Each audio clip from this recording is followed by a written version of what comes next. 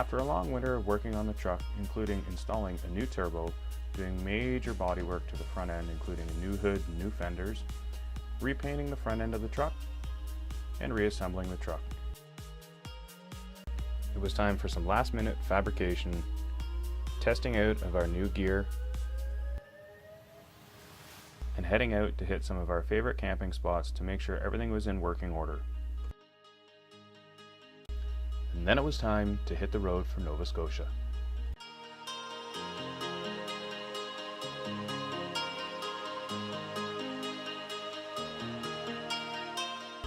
There wasn't much for scenery on the first day, but we did manage to put a lot of miles behind us. With a quick stop for food and taking advantage of the 1-hour time change, we managed to make it to the area where we had located a campsite on Overlander.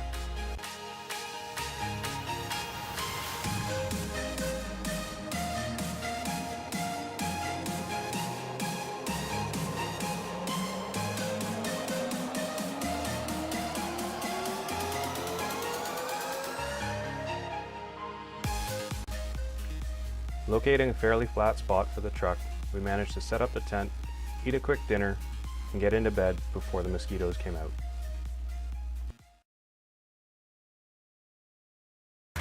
Next morning, we woke up early and hit the trail.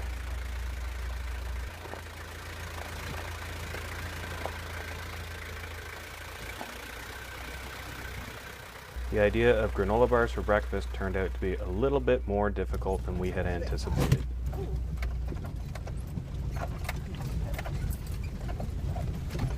Is it bumpy?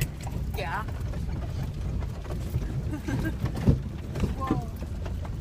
Back on the main roads, we put miles behind us again and made our way towards the ocean.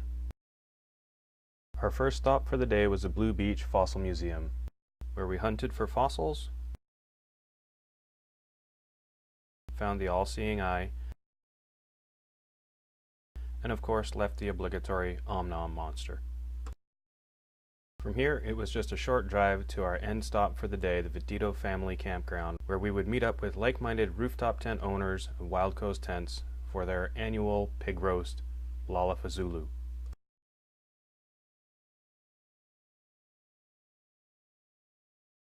Once we had the tent set up, we installed our new to us 270-degree wraparound awning, which Wild Coast Tents gratefully brought to the event to save us shipping it from Nova Scotia to Ontario just to drive back to Nova Scotia. We also unpacked some new gear to get a different perspective on our camp setup.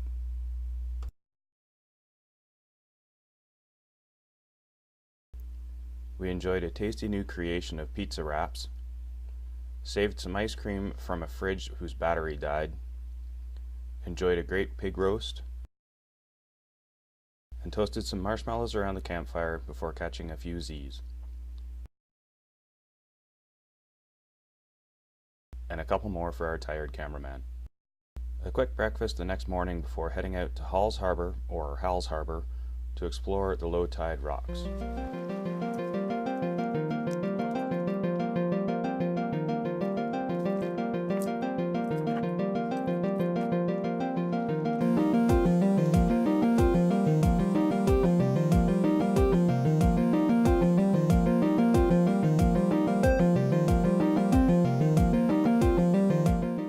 Thanks to some local knowledge, we also headed out to a very secluded beach that only the locals seem to know about.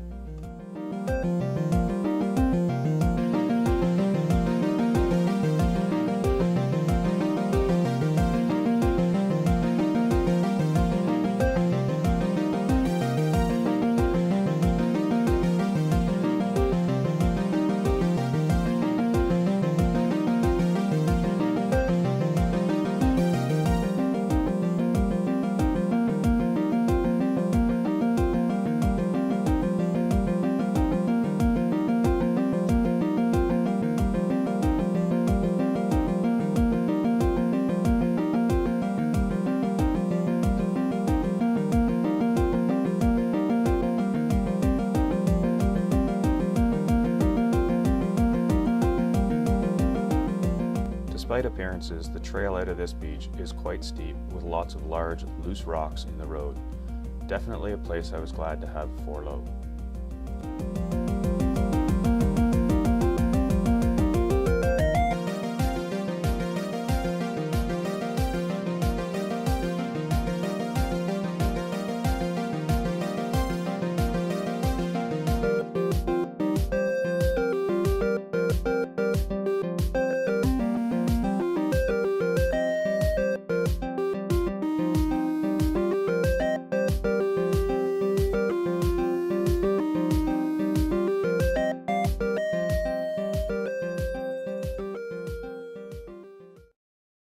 After an unknown distance on some rough roads, we found ourselves at our next location, Provincial Park. After securing a campsite and enjoying the views from the top, we returned to the beach to view the cliffs.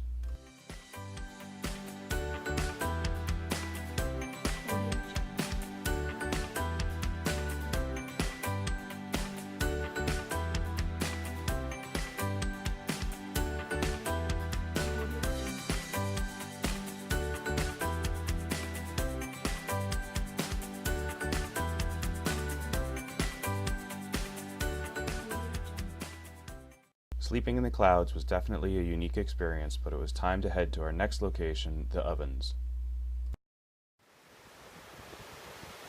While the Ovens Natural Park has many attractions, we were here mainly for one. In 1861, there was a gold rush here.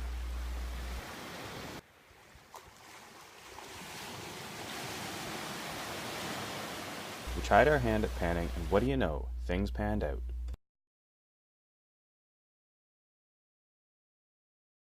We highly recommend visiting the Ovens to get some gold and visit the caves.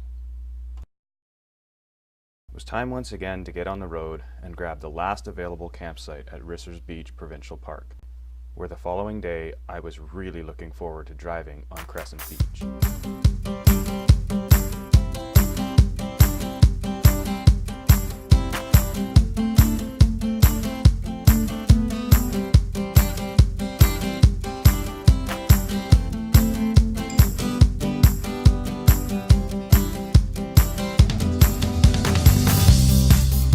Not quite sure where the desire to drive on the beach came from, but perhaps it's from watching too many videos of Ronnie Dahl four-wheeling in Western Australia.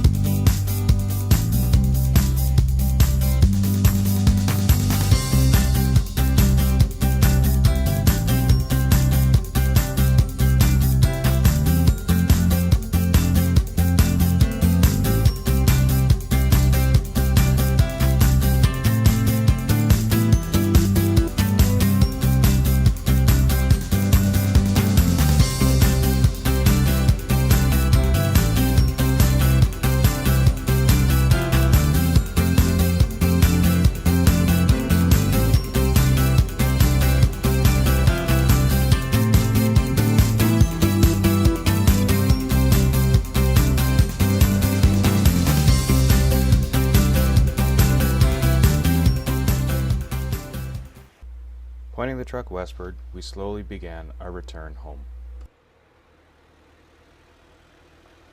While heading across the mainland, we were able to encounter a couple of nice areas to explore.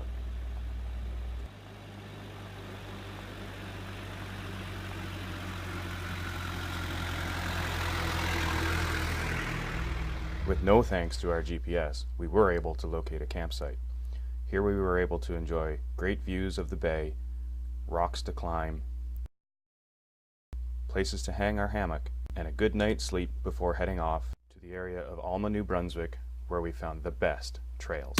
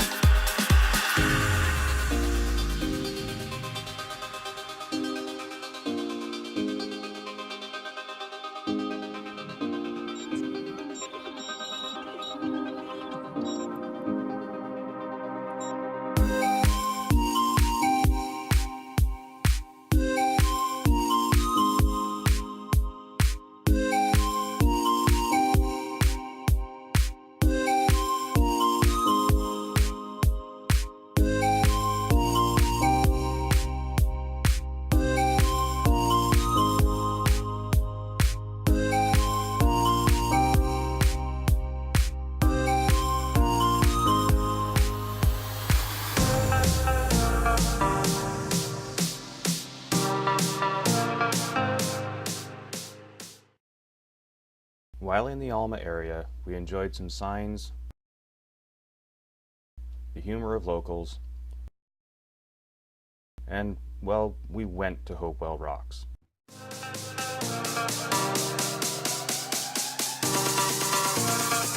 Unless you enjoy large crowds, paying too much money, and full parking lots, not really high on the recommendation list.